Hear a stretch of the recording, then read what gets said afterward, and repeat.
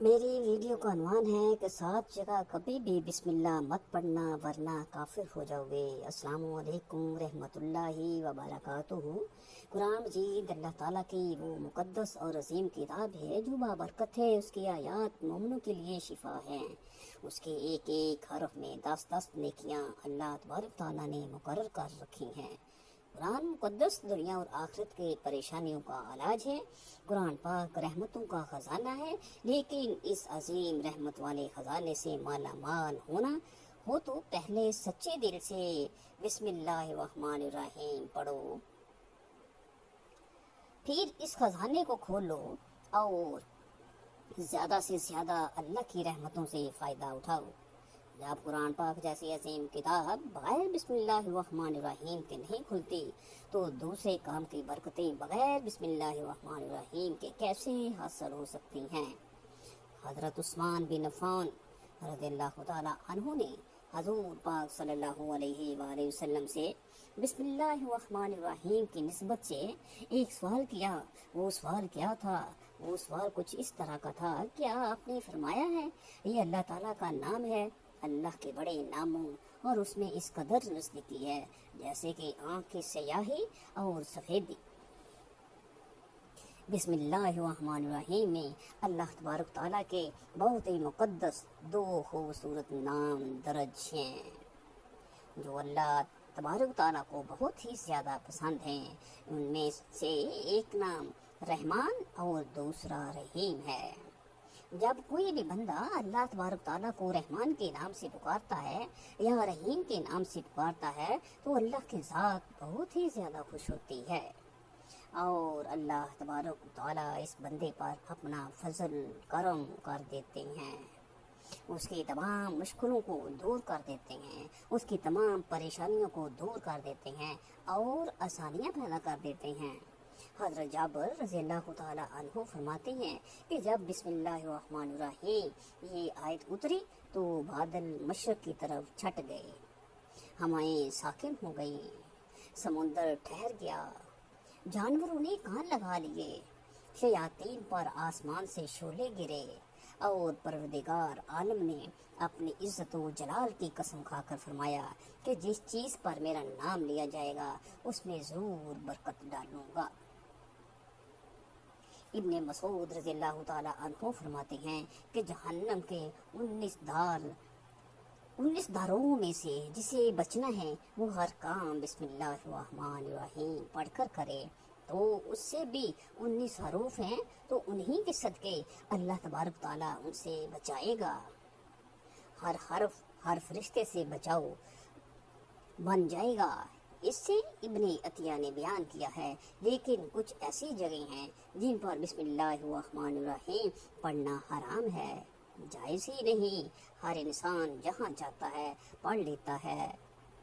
کچھ لوگوں کی تو ایسی عادت بن جاتی ہے جو ہر کام شروع کرنے سے پہلے منہ سے بسم اللہ الرحمن الرحیم کے کلمات خود بخود نکل پڑتے ہیں۔ یہ بہت ہی خوبصورت اور اچھی بات ہے، لیکن اللہ تبارک تعالیٰ کی ذات ایک ایسی ذات ہے جو سب سے عظیم ہے، سب سے پاک ہے، اور اللہ تبارک تعالیٰ کا نام مقدس نام لینے سے پہلے بھی یہ سوچ لینا چاہیے کہ کیا وہ جگہ ہے جہاں اللہ کا نام لیا جائے گا۔ اس لیے بسم اللہ پڑھنے کی عادت تو بنائیں، لیکن ایسی جگہوں کا خیال رکھیں جہاں بسم اللہ پڑھنا ممنوع ہے۔ ایسی جگہ جہاں پر بسم اللہ نہیں پڑھنا چاہیے، جہاں پر بسم اللہ انسان اگر پڑھے گا تو وہ گناہگار ہو جائے گا۔ بسم اللہ کا پڑھنا ایسی جگہوں پر، ایسے مقامات پر قطعاً جائز نہیں۔ اب آپ یہ سمجھ لیجئے کہ وہ کون کون سے مقامات ہیں جہاں بسم اللہ الرحمن الرحیم پڑھنا چاہیے، کن مقامات پر بسم اللہ الرحمن الرحیم نہیں پڑھنا چاہیے۔ آپ نے سنا ہوگا کہ ہر کام شروع کرنے سے پہلے بسم اللہ الرحمن الرحیم پڑھنا لازمی ہے ہر مسلمان کے لیے، اور جو شخص بسم اللہ الرحمن الرحیم پڑھتا ہے اللہ اس کے کام میں برکت ڈال دیتا ہے اور اس کا کام بآسانی ہو جاتا ہے اور اس کے کاموں میں برکتیں رحمتیں نازل ہو جاتی ہیں۔ بسم اللہ الرحمن الرحیم کا مطلب ہے اللہ کے نام سے شروع جو بڑا مہربان اور نہایت رحم والا ہے۔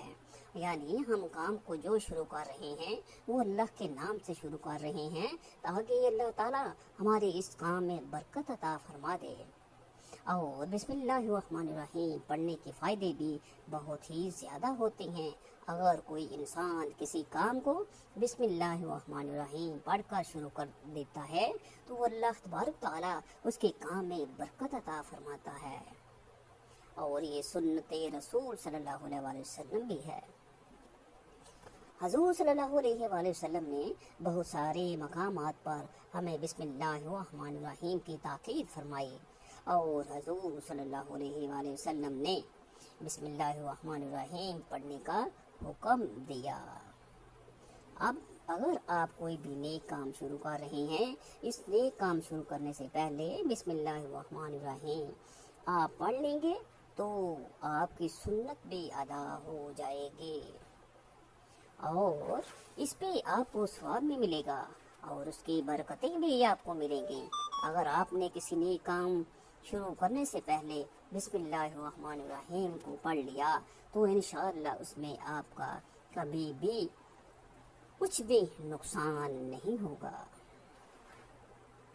اللہ تبارک تعالیٰ خود آپ حضرت کا حامی و مددگار اور ناصر بن جائے گا، کیونکہ آپ نے اپنے اس کام کو اللہ تبارک تعالیٰ سے شروع کیا، اور ہمارا کام ہے ہر کام کو اللہ کے نام سے شروع کرنا، اور ہمارے بس میں اور کچھ بھی نہیں ہے، سب کچھ اس اللہ پاک کے ذات کے اختیار میں ہے۔ بندے کے ذمے صرف اسباب کا اختیار کرنا ہے۔ آپ کسی کام کو کرنے سے پہلے سبب اختیار کریں، ہمیں یہ کام کرنا ہے، باقی آپ اللہ کے سپرد چھوڑ دیں۔ اللہ تبارک تعالیٰ آپ کے کام کو بہت ہی آسانی سے مکمل کریں گے۔ جو اب آپ کا کام ہے اللہ تبارک تعالیٰ کے سپرد کیا ہوا ہے، اللہ اسے خیر و عافیت سے مکمل کریں گے۔ ایک مرتبہ صحابی آئے اور آ کر عرض کی، یا رسول اللہ صلی اللہ علیہ وآلہ وسلم، میں پریشان ہوں یا ہم پریشان ہیں، ہمارے اونٹ کہیں کھو گئے ہیں۔ تو آپ صلی اللہ علیہ وآلہ وسلم نے ان کو یہ بتایا کہ اللہ پر بھروسہ کرو، اور اللہ پہ بھروسہ ہی اصل چیز ہے۔ یہ بولو کہ میں نے اللہ پر بھروسہ کر لیا، اللہ پاک بہت بہترین کارساز ہے۔ تو کچھ صحابہ کرام کہنے لگے، یا رسول اللہ صلی اللہ علیہ وآلہ وسلم، ہمیں اللہ کی ذات پر بھروسہ ہے، کیا ہمیں اپنے اونٹوں کو ایسے ہی چھوڑ دینا چاہیے؟ اگر ہماری قسمت میں ہوں گے تو ہمیں اونٹ واپس مل جائیں گے، اور مقدر میں نہیں ہوں گے تو نہیں ملیں گے۔ ہمیں اللہ کی ذات پر بھروسہ ہے، تو آپ صلی اللہ علیہ وآلہ وسلم کی شان پر قربان، آپ نے فرمایا کہ نہیں، اپنے اونٹ کو باندھو، پھر اللہ کی ذات پر یقین کرو، پھر اللہ کی ذات پر بھروسہ کرو، یعنی ہمارے ذمے جو کام ہیں وہ ہمارے اوپر کرنا لازم ہے۔ اسباب کا انکار کرنے والا جاہل ہوتا ہے، اسباب کا انسان انکار نہیں کر سکتا کہ نہیں ہم تو ہاتھ پر ہاتھ رکھ کر بیٹھ جائیں گے، اب اللہ کھلائے گا، کیونکہ وہ رازق ہے، وہ ہمیں کھلائے۔ لیکن یہ بات تو سوچیے نا، اللہ تبارک تعالیٰ نے ہمیں 2 ہاتھ دیے ہیں، ہمیں 2 پاؤں دیے ہیں، اگر ہم چاہیں تو اللہ تبارک تعالیٰ کی ذات کا 1 انگلی کا 1 آنکھ کا بھی شکریہ ادا نہیں کر سکتے۔ اللہ تبارک تعالیٰ اگر رازق ہے، رزق دینے والی ذات ہے، تو اس کے لیے بھی ہمیں محنت کرنی چاہیے۔ جب ہم اپنے ہاتھ پاؤں ہلائیں گے اور محنت کریں گے تو اللہ تبارک تعالیٰ آپ کی محنت کو رنگ لگائیں گے اور آپ کے رزق کو دوگنا کریں گے۔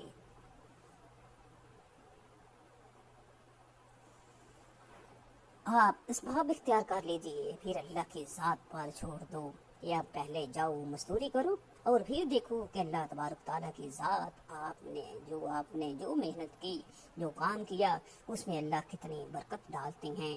آپ اللہ سے بولو کہ اللہ اے پروردگار، اب ہمارا کام تھا ہم نے کر لیا، آگے تیری رضا ہے اور تیری رحمت کے ہم امیدوار ہیں، صرف ہم کمانے سے رزق تھوڑی ملتا ہے، آپ نے کمایا بس کما کے لے آئے۔ اس کے علاوہ غور کیجئے کہ دانے کو زمین سے نکالنا کس نے، کس ذات نے، وہ اللہ کی ذات نے، اس کے بعد پھر اس کو گھیو کی شکل میں، پھر وہ آٹے کی شکل میں بنا کر روٹی کو بننا، یہ تمام اللہ تبارک تعالیٰ کی قدرت کی نشانیاں ہیں۔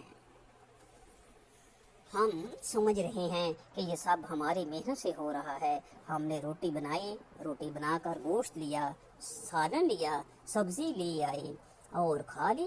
ہم نے جیسے ہی اس کو بسم اللہ الرحمن الرحیم پڑھ کر کھایا تو اب ہمارے حلق پر ایک فرشتہ بیٹھا ہوا ہے، وہ فرشتہ اللہ کی اجازت مانگ رہا ہے۔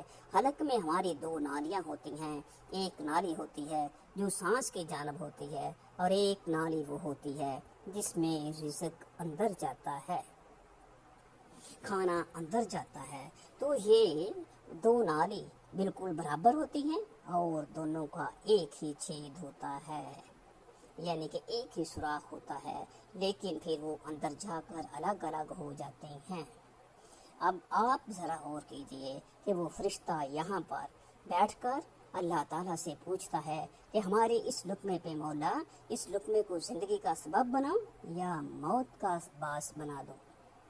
اب اللہ تبارک تعالیٰ کی مرضی وہ زندگی کا سبب بنا دے یا موت کی مرضی تو وہ لقمہ موت بھی بن جاتا ہے۔ اگر اللہ کی رضا ہو، یعنی اگر وہ لقمہ بجائے خوراک والی نالی میں وہ سانس والی نالی میں چلا جائے تو پھر انسان ختم ہو جائے گا۔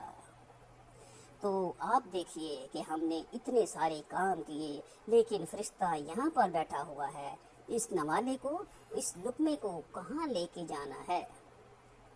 تو یہ آپ نے اسباب اختیار کیے، یعنی اسی کو اسباب اختیار کرنا کہتے ہیں۔ اللہ تبارک تعالیٰ پر چھوڑ دو تو نیک کام شروع کرو، اور ہر نیک کام شروع کر رہے ہیں اللہ سے بولو کہ بسم اللہ الرحمن الرحیم۔ حضور پاک صلی اللہ علیہ وآلہ وسلم نے بھی بسم اللہ الرحمن الرحیم پڑھنے کی تاکید کی ہے۔ لیکن بہت سارے لوگ ایسے ہوتے ہیں کہ کچھ حرام کام کرتے ہیں، جیسے مثال کے طور پر اگر کوئی انسان جوا کھیل رہا ہو تو اس میں بسم اللہ کا پڑھنا حرام ہے۔ یہ اللہ کے نام سے شروع، اللہ نے کب کہا تھا کہ آپ جوا کھیلو اور جا کر، اور اللہ نے کب کہا تھا کہ آپ شراب بیچ جاؤ، اللہ نے کب کہا تھا کہ آپ جھوٹ فریب مکر کرو جا کر، اللہ نے کہا ہی نہیں۔ ایک شخص نے بڑی عالیشان منزل بنوائی، اس پر لکھوایا تھا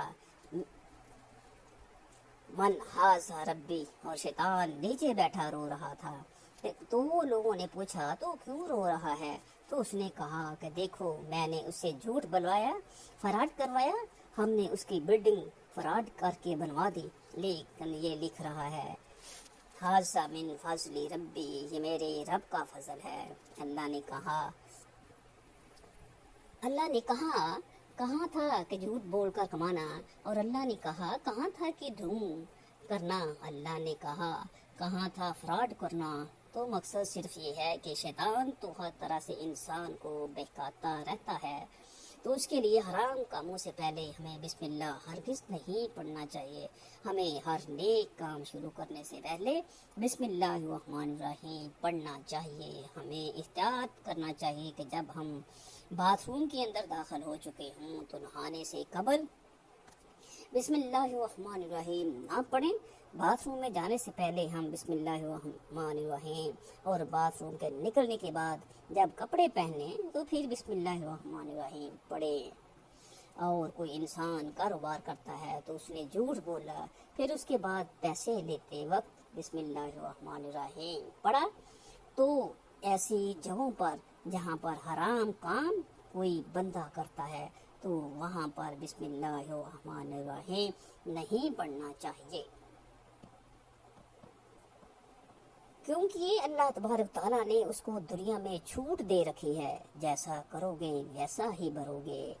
اللہ سب کچھ دیکھ رہا ہے، کون کیا کر رہا ہے، تو جو کچھ ہم کر رہے ہیں صحیح ہے یا غلط، اسی کے بعد پھر لوگ کہتے ہیں کہ یہ تو اللہ کی مرضی ہے۔ لیکن یاد رکھنا یہ اللہ کی مرضی نہیں ہے، اللہ کی اجازت ہے، اللہ نے آپ کو اجازت دی ہوئی ہے، بس اللہ نے چھوٹ دی ہے کہ کر لو دنیا میں جیسا کرنا ہے۔ اللہ ظالم کو ڈھیل دیتا ہے، لیکن جب پکڑتا ہے تو چھوڑتا نہیں ہے۔ اللہ کی پکڑ بڑی سخت ہے۔ تو دنیا میں اللہ دیکھ رہا ہے، یہ مرضی نہیں ہے اللہ کی کہ آپ گناہ کرو، لیکن اللہ نے بس اجازت دی ہوئی ہے کہ آپ کر لو، دیکھیں کتنا کرو گے۔ ایک دن آؤ گے میرے پاس،